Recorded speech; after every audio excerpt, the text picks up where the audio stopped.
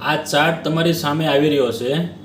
આ નિફ્ટીનો ચાર્ટ છે અને મારી પાસે MT4 સોફ્ટવેર છે, જે સોફ્ટવેરના હું પે કરું છું, ફ્રીમાં નથી. આનો આ પૈસા હું ભરું છું. આ ચાર્ટ હું એટલે આ સોફ્ટવેરમાં એટલે ભરું છું કે મને આ ચાર્ટ મગજમાં બેસી ગયા છે. આના જે આ ક્લિયરિટી છે મને મગજમાં બેસે છે, એની કેન્ડલ સ્ટિક ને બધું.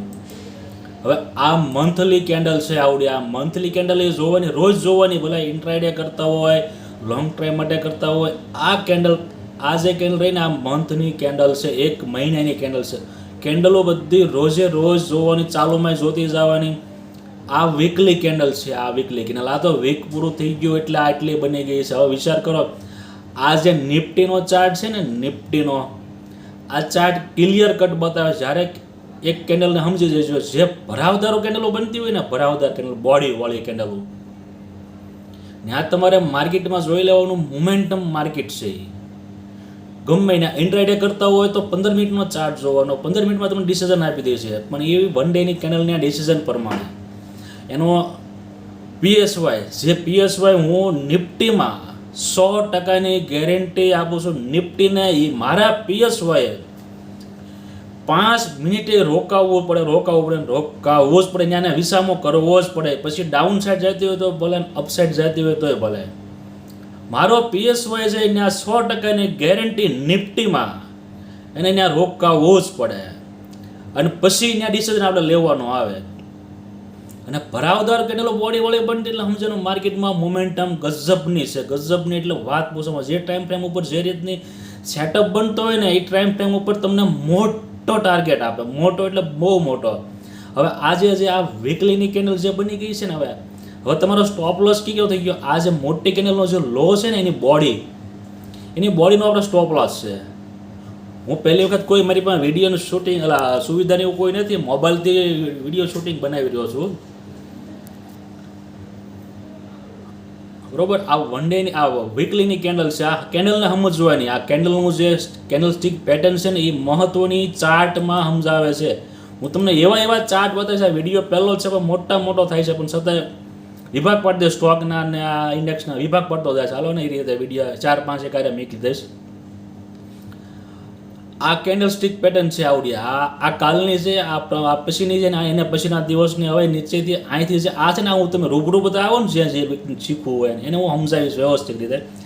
આ કેન્ડલ સ્ટિકના હિસાબે હું મોમેન્ટમ પકડી શકું છું. અને એ જ રીતે હું 15 મિનિટના ચાર્ટ ઉપર હું ફાસ્ટ ડિસિઝન લઈ શકું છું. આ ફાસ્ટ ડિસિઝન, કારણ કે મને અહીંથી ડિસિઝન આવે. કેન્ડલ સ્ટિક પેટર્ન હું છે કે આગલી કેન્ડલનો લો બ્રેક ન કરતી હોય, બોડી બ્રેક ન કરતી, આમાં મોનોપોલી બહુ હાજી છે. અને આ ક્લિયર કટ મારો સેટઅપ છે. આ સેટઅપ, આ 4 મોનિટર છે અને એક લેપટોપ સાથે હું એટલું સામું રાખીને બેઠી ભાઈ જોતો હોઉં. ત્યારે હું ઇન્ટ્રાડે અને ઓપ્શન એટલે એક પ્રકારનો આઈસ્ક્રીમ છે. તમે આઈસ્ક્રીમ ખાતા હોય ને કેમ ઓગળી જાય, રાખીને બેસી જાઓ, વાતો કરવામાં સડી જાય તો આઈસ્ક્રીમ ઓગળી જાય, એ રીતે ઓપ્શન છે. એટલે લોસ થવાની શક્યતા વધારે નથી એમની. પણ રાઈટ ડિસિઝન તમને લોસ નહીં, તમને પ્રોફિટ આપે ને, કેવડો પ્રોફિટ આપે ને નક્કી નહીં. 100 પોઈન્ટે આપે, 50 પોઈન્ટે આપે, 10 પોઈન્ટે આપે, 500 પોઈન્ટે આપી દેશે, 700 પોઈન્ટે આપે. સેન્સેક્સ હોય તો સેન્સેક્સ, જો એક ખાસ યાદ રાખજો, સેન્સેક્સ અને નિફ્ટી એ બેયનો ચાર્ટ સેમ બનશે. તમારે નિફ્ટીમાં ચાર્ટ પેટર્ન સમજમાં આવતી હોય ને, એક્સપાયરી સેન્સેક્સની હોય ને, તો નિફ્ટીમાં કામ નહીં કરવાનું, સેન્સેક્સમાં યુઝ આવવાનું. કારણ કે એમાં પ્રીમિયમ ઘા આપણને મળી જાય. બરોબર. આ ખાસ જોવાનું. ભલે મેં ગ્રુપમાં છે નિફ્ટીનો ચાર્ટ મેળવ્યો, પણ એક્સપાયરી કોની છે એ જોતી જવાની. એક્સપાયરી જેની છે ને, મિડ કેપ નિફ્ટી. હું નિફ્ટી, સેન્સેક્સ અને મિડ કેપ નિફ્ટી, આ 3માં વધારે હું કામ કરું છું. બેંક નિફ્ટીમાં હવે કામ નથી કરતી. બેંક નિફ્ટી છે ને, હવે કોઈ વસ્તુનો ફોલો કરતી નથી. એ લગભગ તમારો લોસ લેતો તો બેંક નિફ્ટીમાં કામ કરું તો સેન્સેક્સમાં કામ કરો. કારણ કે સેન્સેક્સનું કામ પાછું નિફ્ટી બેંક નિફ્ટી કરતાં બહુ બેસ્ટ છે. મુવમેન્ટ બેંક નિફ્ટીની જેમ આપે છે, તો પછી સેન્સેક્સ બેસ્ટ છે. બરાબર. આ કેન્ડલ સ્ટિક પેટર્ન છે ને, આ પેટર્ન જોવાની છે. PSY આગલો હાઈ અને લો, જે આગલા દિવસનો, માનો છે આ કાલનો છે, આજકાલ શુક્રવાર હતો, તો શુક્રવારનો હાઈ લો કાલે આપણે ગણતરીમાં નહીં લેવાનો, એની આગળનો હાઈ લો ગણતરીમાં આવતો હોય. પછી એ મોટો થતો હોય તો એની વચ્ચેનો જે આવતો હોય આગલા વર્ષનો આવતો હોય, 5 વર્ષનો આવતો હોય, જે આવતો હોય ને આ ચાર્ટમાં બતાવતો હોય તો એ ગણતરીમાં આવે. બરાબર, આ ચાર્ટમાં આ જ વસ્તુ જોવે અને ટાઈમ 15 મિનિટની હોવી જોઈએ અને ડિસિઝન 5 મિનિટના ચાર્ટ ઉપર લેવાનો આવે આ રીતે. બરાબર, આ ચાર્ટ છે એટલે આમાં આ જ વસ્તુ જોવે. અને PSY એટલે PSY આમાં તમારે ક્લિયર કટ હું PSY તમને મારીને બતાવું છું. આ નિફ્ટીનો PSY છે, મારી પાસે તો મારેલા છે જ તે. એ ચાર્ટ બીજા ઓલામાં છે. પાછું લઈ ગયો, 1 મિનિટ હો, તમારે સમજી જવાનું. આમાં થોડોક વિડીયો મોબાઈલથી બનાવતો હોય એટલે આ PSY છે. હવે આ PSY ને આ વચ્ચેનો આ 1 દિવસ છે વચ્ચે છે, તો અમારે આ ગણતરીમાં નથી આવતો. હવે આનો હાઈ અને આનો લો મારે ગણતરીમાં આવે.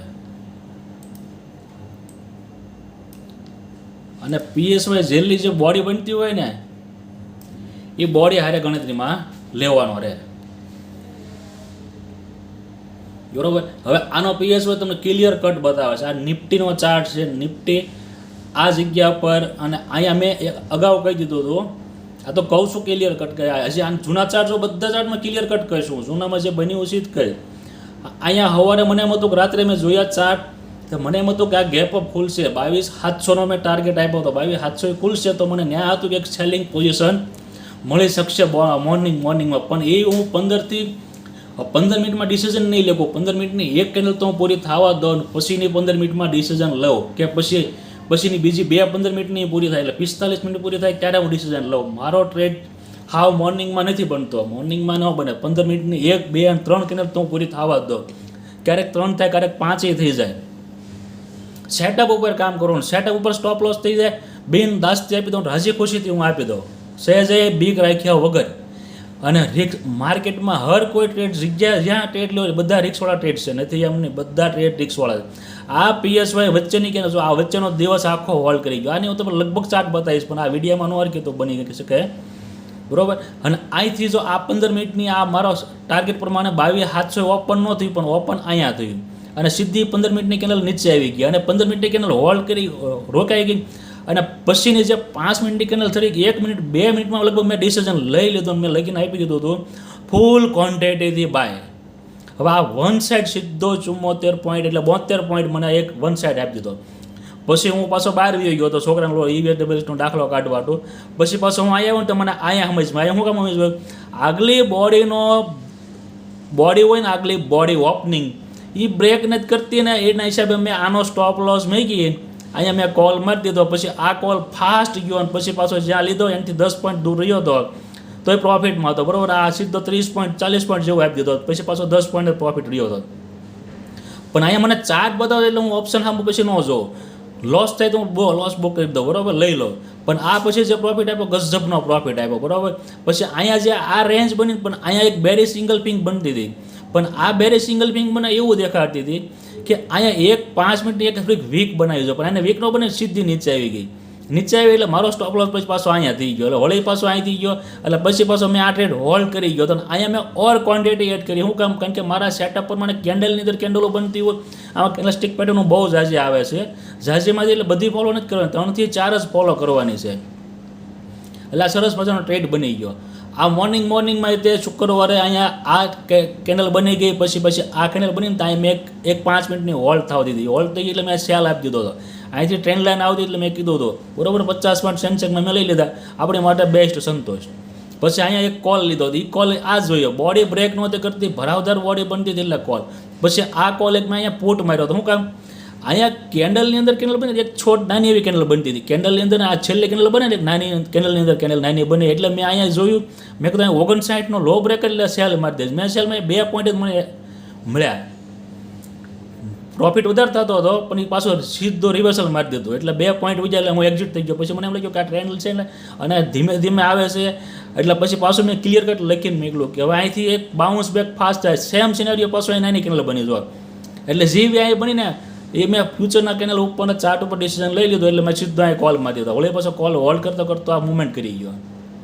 લીધો તો સેન્સેક્સમાં નિફ્ટીના ચાર્ટ ઉપર કારણ કે બે સેમ બને બરાબર. પછી આ પુટ એક સમજમાં આવ્યો, આ પુટ કારણ કે ઇનસાઇડ કેન્ડલ બની પ્લસ એનો હાઈ કાઢી નાખ્યો ને એટલે થોડુંક રિસ્ક ઓછું લેવાનું કારણ કે હાઈ કાઢે એટલે હું છે માર્કેટમાં મુવમેન્ટ નથી.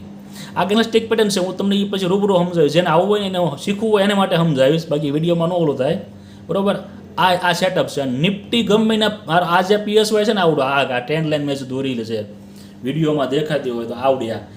આ PSY મારા 100% એને ન્યા ઊભું જ રહેવું પડે. સ્ટોક માર્કેટમાં નિફ્ટીના 100% અહીંયા એને હોલ્ડ કરવો પડે ને કરવો જ પડે. ત્યાં ડિસિઝન આપણે લેવાનો આવે. જય સ્વામિનારાયણ.